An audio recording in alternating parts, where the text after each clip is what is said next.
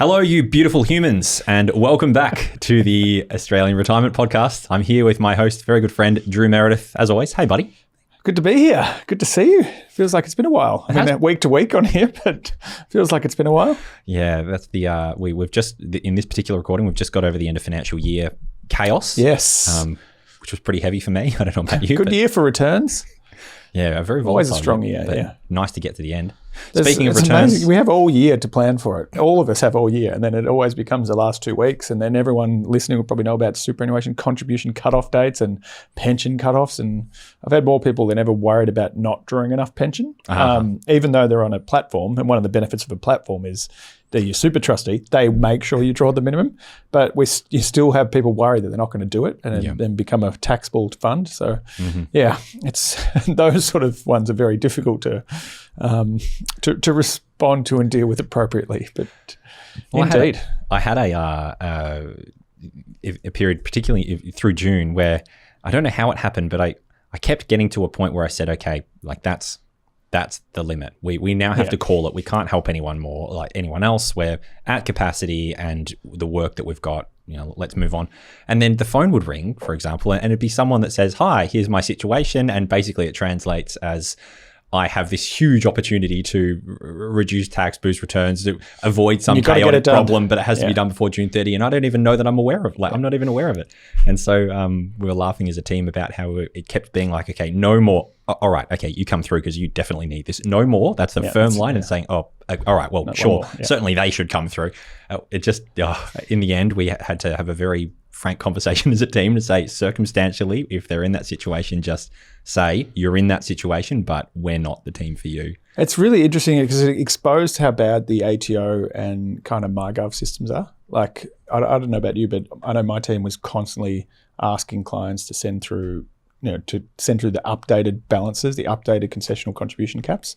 But there's no ability to share that as a financial advisor. You think that would be an important thing to do, given our advice is all about superannuation contributions and pensions. But no, we actually can't. And it's all about the client having to go find it, and it's not the easiest system to use. We know that. I think you still got to take a selfie to register yourself for My ID, which is always a fun process. But yeah, it wasn't in my plan banter, but what's grinding my gears? The government. Yeah. Well, incidentally, where a fight that financial advisors are going through right now, one of many, is to get access to the ATO portal.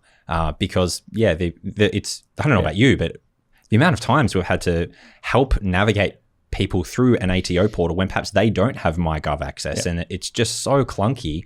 And we need very specific numbers in order to be able to say, here's what you should do, here's the recommendation. And if the numbers are imprecise, we're going to run into a bunch of problems. So hopefully, fingers crossed, hopefully common sense prevails there, and at some point we get access to ATO portals just to the extent that we can understand what super contributions have been in previous years and what people's eligibility are for different strategies.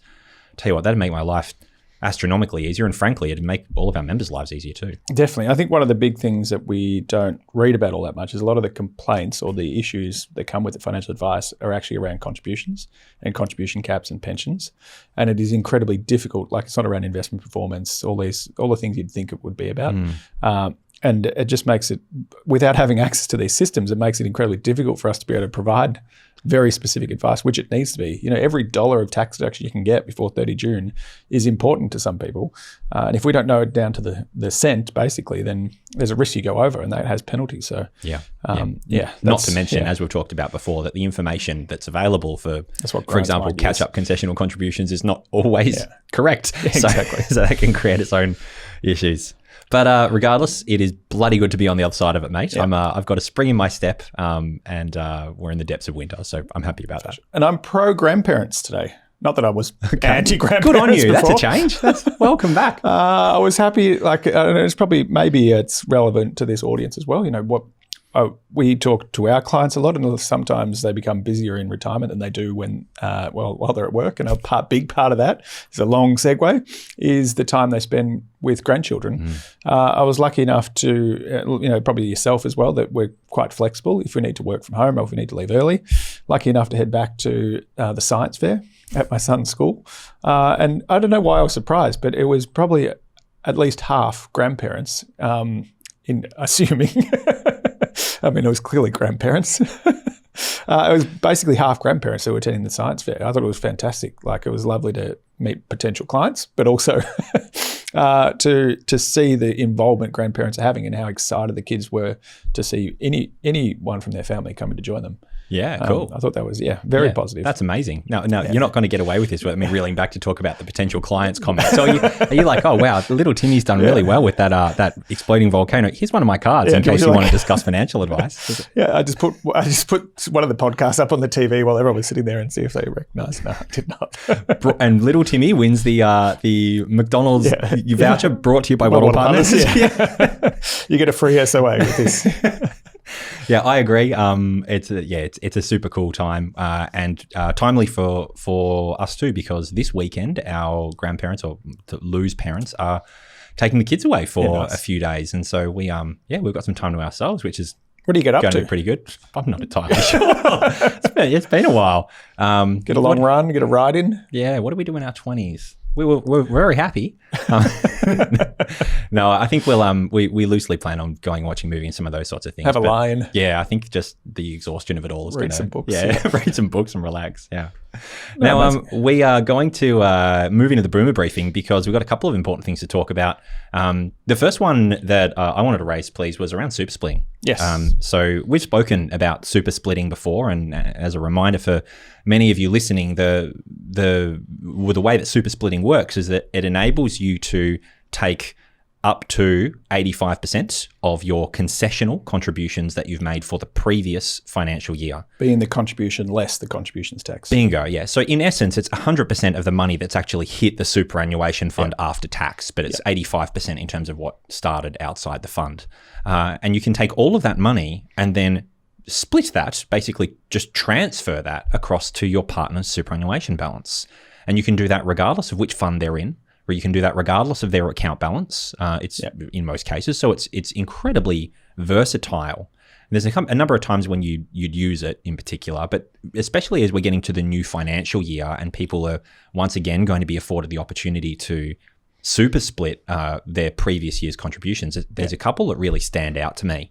The first one is obviously, and that's Division 296, this $3 million tax on super balances. Would you like to speak to this one?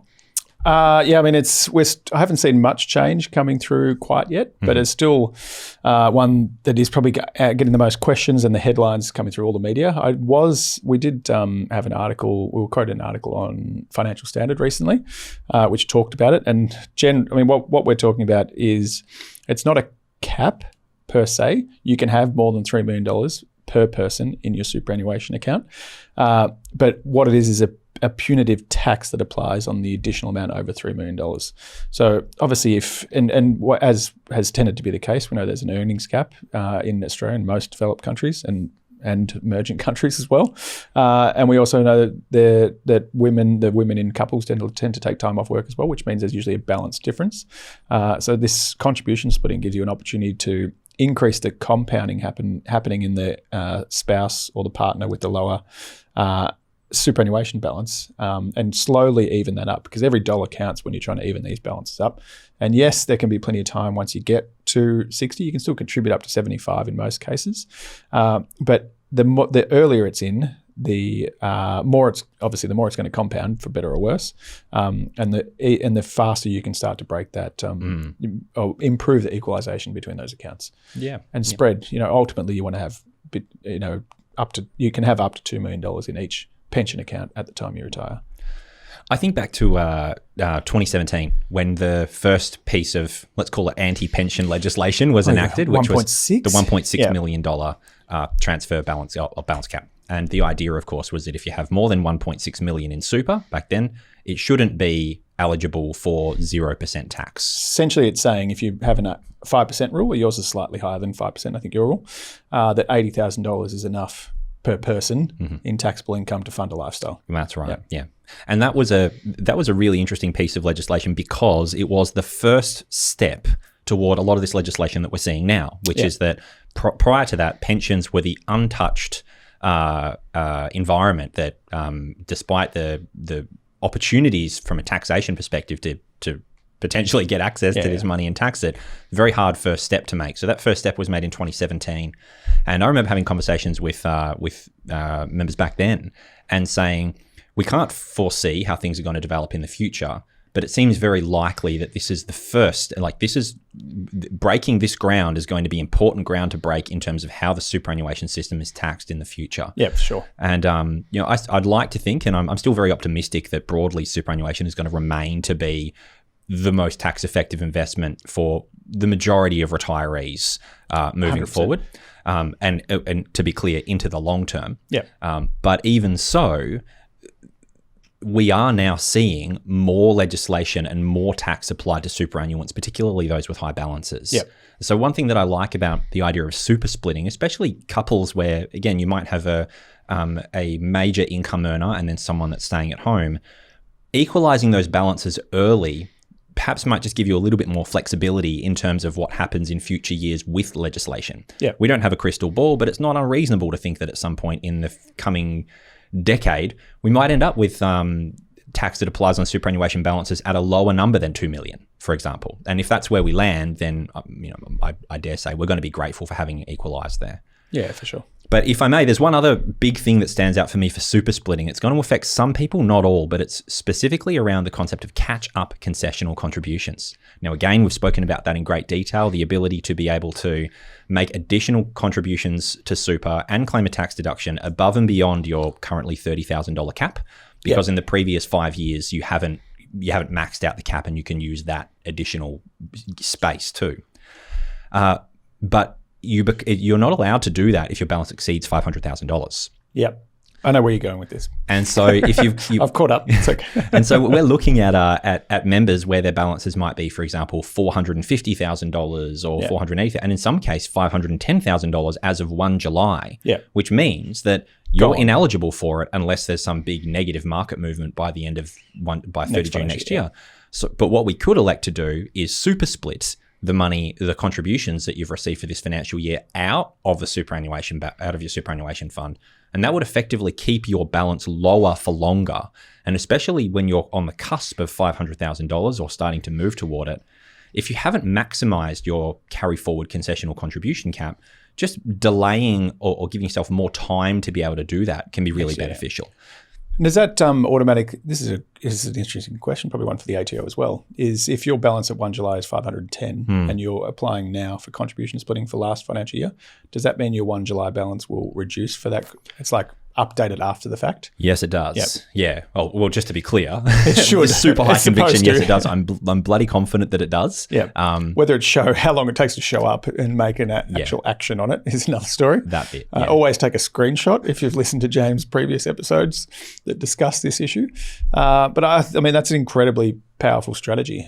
And I thank you for giving away that tip and potential strategy to listeners. I think it's, and it's one of those interrelationships between different contribution caps that I think most people trying to do this themselves would miss or have would find difficulty in being able to execute appropriately and within the right timing.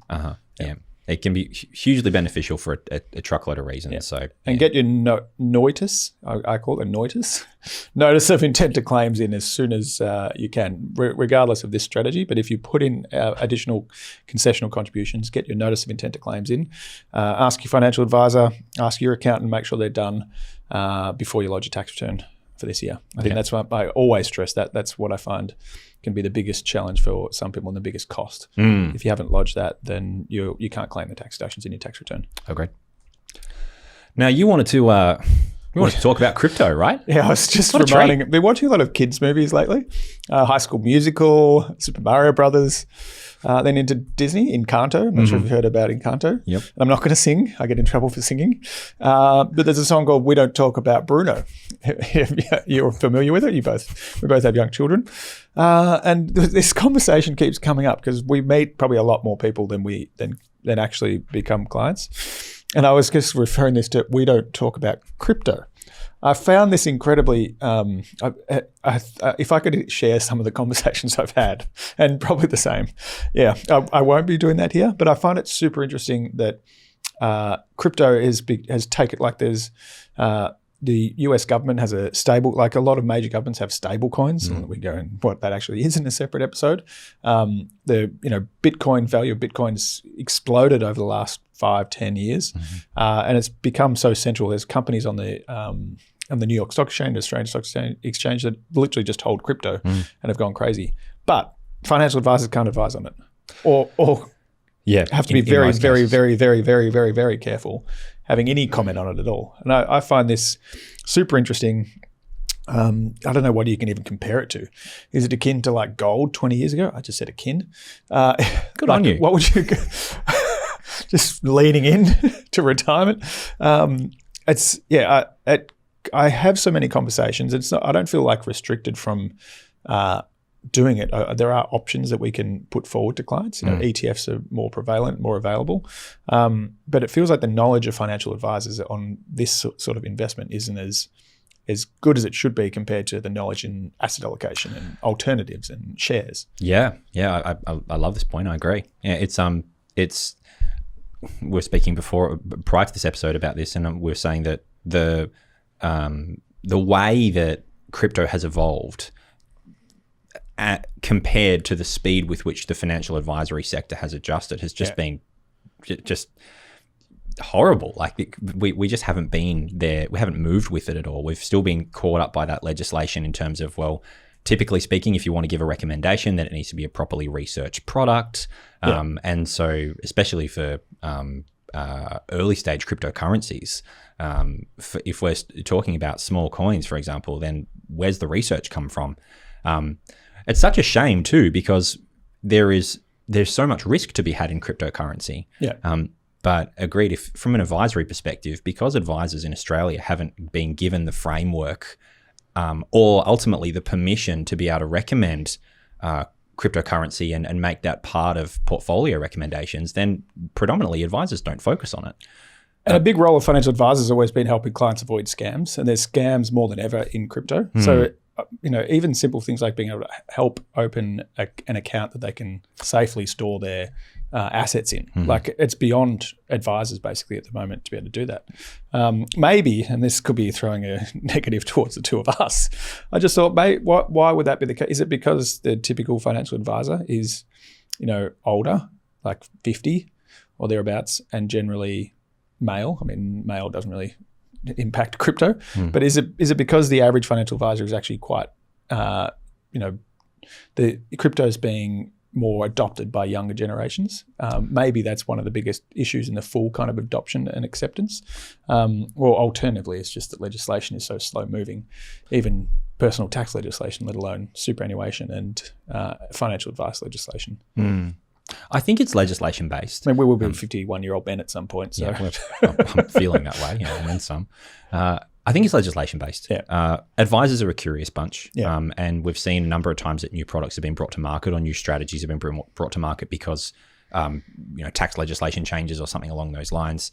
And advisors are really quick to adopt that and then be able to implement it. I have, albeit a small cryptocurrency portfolio, which ultimately I haven't done so much because I want to make a pile of money, but because I want to understand it. How it works. I want to properly get my... What's a cold wallet?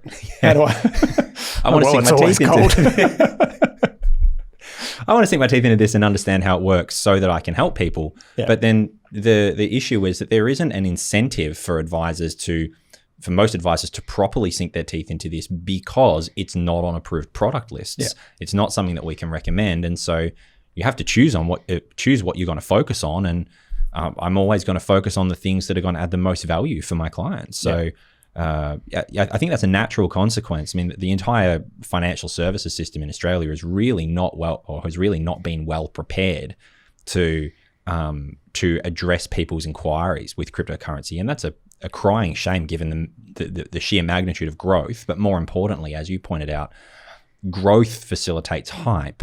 Hype facilitates irrational decisions. It facilitates, unfortunately, people getting scammed.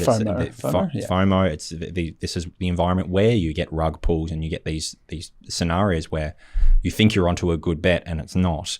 And when we think about share investing, for example, most advisors would say, we don't expect the average person on the street to be able to properly and analyze and assess how to construct a share portfolio. That's not a reasonable expectation.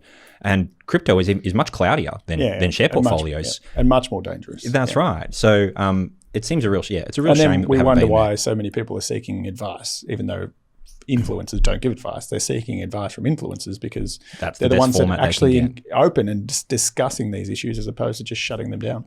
Yeah. But yes, you're right. We don't talk about crypto. Yeah. We don't talk about crypto enough. And no, I cannot. Well, I can, but I will not. Yeah. We don't talk about it enough. But also, it's a shame that we don't talk about it as full stop because it really should be something that we do more of. 100%. Thanks for watching this episode of the Australian Retirement Podcast. I'm Owen Rask, the founder of the Rask Group and Chief Financial Officer of Rask Invest. One of the great things about retirement is you get to switch off your active income and move into a mode where you rely on passive income from your investments. This can be a daunting time for a lot of people. In fact, most people in our community will seek financial advice at this time in their lives. So if you're watching the Australian Retirement Podcast, you should know that we have resources to help you find a qualified and vetted financial advisor. To get in touch with one of our financial advisors or partner advisors, you can head to the YouTube description that's below the video and simply click the link to get taken to a page where you'll find lots of resources for finding a financial planner. We've even created a matching tool which matches you to an advisor that we think may be suitable for your stage of life, your assets, or your goals. And you can also find resources on how to verify financial planners and their qualifications. That's all available in the link in your YouTube description. Let's get back to the show. Yeah, very interesting question we've got to lead into today as well. Yeah, we've got Maggie here. Hey, Maggie, thanks very much for the question because it's a really good one. Let's say Maggie Beer, so it's anonymous. Maggie, I prefer Maggie Simpson if that's all right. Maggie Simpson. Right.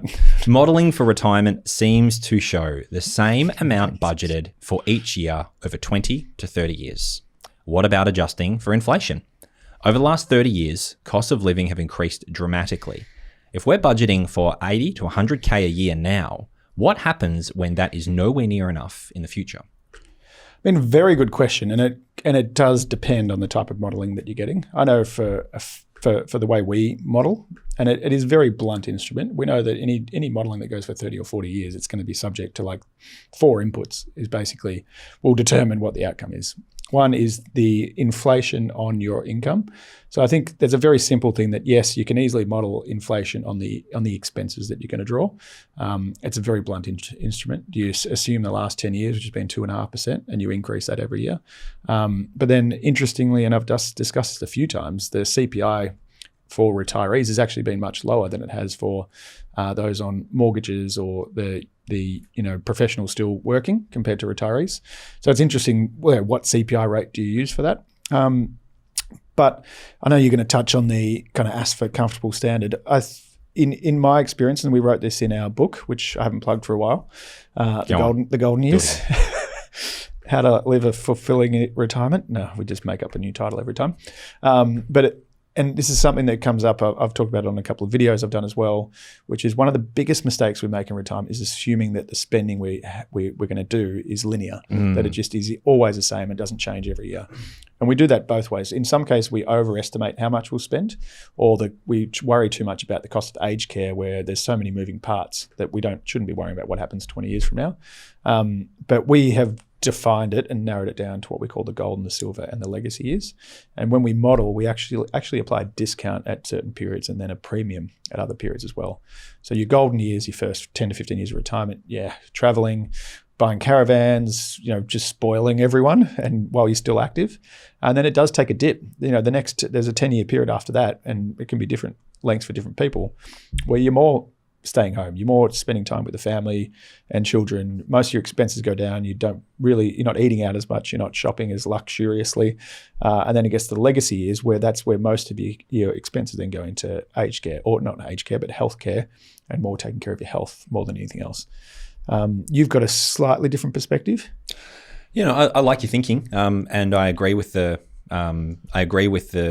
notion that your expenses are going to change over time. I will talk to ASFA or ASFA's findings. Now, ASFA is the Association of Superannuation Funds of Australia. It would make sense to start with Australian. Yeah.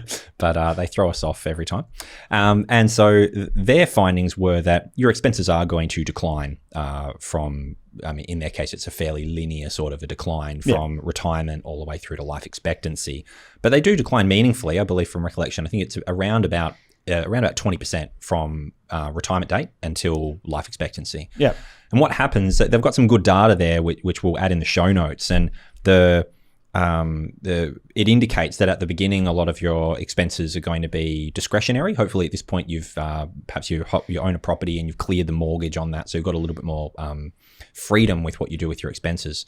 Over time, those discretionary expenses will start to subdue as you take less holidays and start to enjoy the simpler things more, shall we say. Yeah. But what will take its place are medical expenses and the way that medical expenses will increase over time. And we had a really good podcast with Dr. Stephen Liu a little while ago that was talking about longevity. There were a couple of them that we did. I'm sure that he'll be back on the show again soon. But one of his key observations was that your expenses in retirement, especially your medical expenses, are in many respects as a function of what you can afford. Yeah. Because if you consider a scenario where you're lucky enough to have a financial advisor say to you, you're 70 years old and you've got absolutely nothing to worry about. You have more than enough money to meet all of your legacy goals and make sure money goes to children if it hasn't already. You can self-fund, you've got no issues, and so just enjoy yourself. In that environment, you're going to prioritize your health a lot more. You pay for in-home care, or as opposed to, That's right. Yeah, you're going to leave no stone unturned in terms of just making your life as comfortable as possible. And all of that falls under the banner of medical care. Yeah. Whereas conversely, if you're on full age pension and things are just naturally a little bit tight in that situation, you're not going to go for the proactive physio session. You're going to go to reactive physio sessions when you say, oh, actually, my back's starting to feel a bit sore. I think I should go and get that checked. Yeah. So that's a natural difference that you're going to see here. And it does mean that your medical expenses, they start to attract an element of discretionary spending. Yeah, whereas for most humans, medical expenses are non-discretionary. When I spend the money, it's because I need to.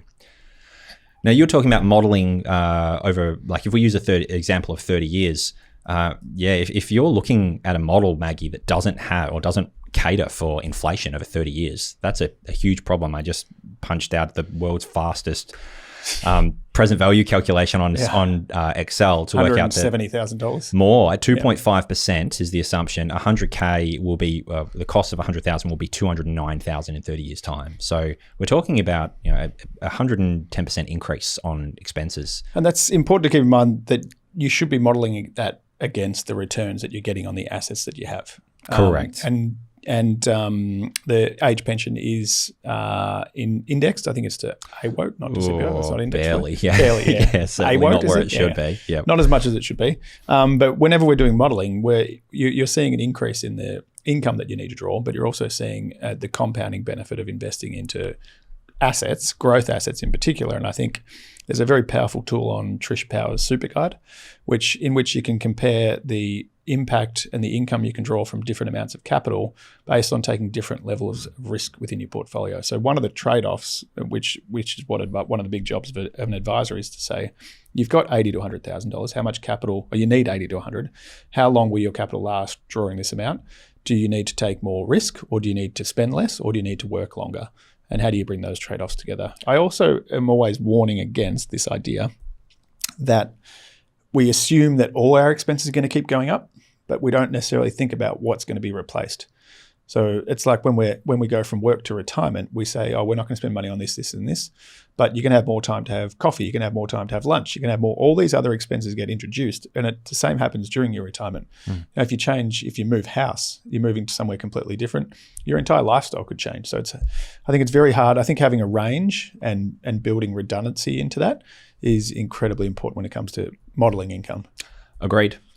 I'll add a couple more things here, Maggie, which is that from a modeling perspective, I welcome your comments, mate, but whenever we do retirement modeling, it's always based on what we call present value. And the concept of that is that the model is it takes into account the fact that inflation is going to happen throughout. And so it's set so that $100,000 today is practically $100,000 in the future. So it's already built into that model. That's a simple feature that most advisors can include in their modeling. And it just makes it a lot simpler rather than saying, well, you're spending $100,000 now, but it's $209 in 30 years time. Much easier to just keep it at $100,000 the entire time and just adjust for inflation. But the second point, please, is that if you're budgeting for $80,000 to $100,000 now, using that number for example, one of the advantages or to rephrase, there is a real advantage in whatever that number is. Let's say it's 90. Try to keep it at 90. Yeah. Because what that will do is it will naturally curb your expenses in a healthy way. And sometimes you might identify, okay, like 2-3 years into the future, actually, we do need to increase this number, for instance, because we're starting to notice that month to month, our $7,500 is not enough. Yeah. Cool, no problem. So we've spotted that, so let's make a change. But in most cases, people can actually stay within that lane pretty well for an extended period of time. Yeah. If it's not adjusting your quality of life materially and you're still able to do the things that you want to do, that can definitely protect against lifestyle inflation. And maybe in a healthy way, it can curb your expenses to be a little bit less than you thought they might be without actually having any material impact on your life. So I think, Rask has some really good resources that are almost about managing those expenses as they come up. Like there's like you get a loyalty premium for staying with your insurer, all these kind of things where simple phone calls can save you thousands of dollars every year. I think that's one of the things I've picked up from Rask over the years as well. And that helps you keep it within the $90,000. If Telstra keeps increasing, I love Telstra, but by 25%, well, there's so many other alternatives. Why wouldn't you consider one of them? Mm-hmm. Yeah. All right. Well, there you have it. Thank you very much for your time today, mate. And thank you to everyone for listening. As always, if you are enjoying this, then we would love nothing more than for you to please either throw a party with all of your friends and just you can just have this humming on in the background. I can sing if we don't talk about crypto for you, if you like. That'd be perfect. Yeah. So that's the obvious thing that we'd ask of you. But if you don't want to perhaps go to that extent just yet, then please jump onto whatever medium you're listening to and give us a few stars or a thumbs up or something along those lines, because again, it all does really help in ensuring that we can get the best quality content out to as many Australians as possible. Cheer, cheer. Thanks, team. Chat soon. Thanks for watching this episode of the podcast. If you want to hear more from us, you can get daily videos and podcasts on Rask's YouTube channel. Or if you want to enroll in a free course on investing, property, business, money, you name it, you can join over 34,000 other students and enroll in a free course on the Rask website. Simply head to www.rask.com.au and follow the prompts. Thanks for watching this Rask podcast.